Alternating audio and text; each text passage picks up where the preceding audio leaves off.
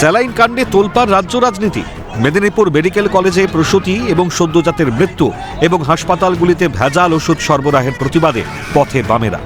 জেলা হাসপাতালের পরিকাঠামোগত উন্নয়ন সহ একাধিক দাবিতে এসএফআই, ডিওয়াইএফআই এবং সারা ভারত গণতান্ত্রিক মহিলা সমিতির ডাকে হাওড়া জেলা স্বাস্থ্য দপ্তর অভিযান। না আছে নার্স, একটা এতে বেডের মধ্যে যে দুজন বাচ্চা নিয়ে একটা মা বসে আছে, এই অবস্থার মধ্যে দাঁড়িয়ে হচ্ছে যে গোটা হাওড়া জেলা স্বাস্থ্য দপ্তর চলছে, গোটা স্বাস্থ্য দপ্তরটা হাওড়া জেলা চলছে।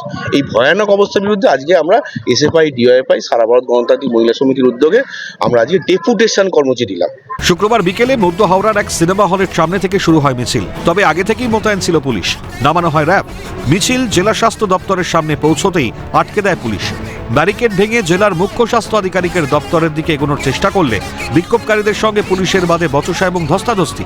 পরে জেলার মুখ্য স্বাস্থ্য আধিকারিকের কাছে স্মারকলিপি জমা দেয় 5 সদস্যের একটি দল। হাওড়া জেলা হাসপাতাল সহ একাধিক হাসপাতাল ও প্রাথমিক স্বাস্থ্য কেন্দ্রের চিকিৎসক এবং রোগীদের নিরাপত্তা সুনিশ্চিত করার দাবি জানায় বাম নেতৃত্ব। এছাড়া হাওড়া জেলায় নিষিদ্ধ স্যালাইন ব্যবহার করা হচ্ছে কিনা সে বিষয়ে প্রশ্ন তোলেন বিক্ষোভকারীরা।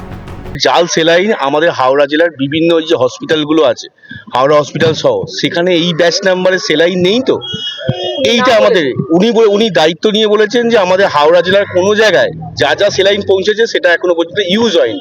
হাওড়া জেলা জুড়ে সিএমওইচ আন্ডারে যত স্বাস্থ্য দপ্তর, স্বাস্থ্য কেন্দ্র আছে, যতগুলো হসপিটাল আছে, কোনো জায়গায় সাফিসিয়েন্ট, রাত্রির তো দূরের কথা, দিনের বেলা পর্যন্ত কোনো নিরাপত্তা নেই। উনি হচ্ছে যে মুখ ফুটে বলছেন। এই দাবি জানিয়েছি, অবিলম্বে নিরাপত্তার ব্যবস্থা করতে হবে। মৃত্যু, হাহাকার, এ যেন বঙ্গে এক চেনা ছবি। রাজ্যের স্বাস্থ্য ব্যবস্থার হাল ফেরাতে আন্দোলন বিক্ষোভ কম হয়নি। তারপরেও লম্বা হচ্ছে অভিযোগের তালিকা।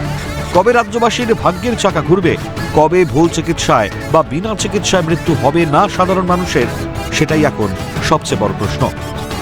দেবকুমার দেবের রিপোর্ট, ক্যালকাটা নিউজ।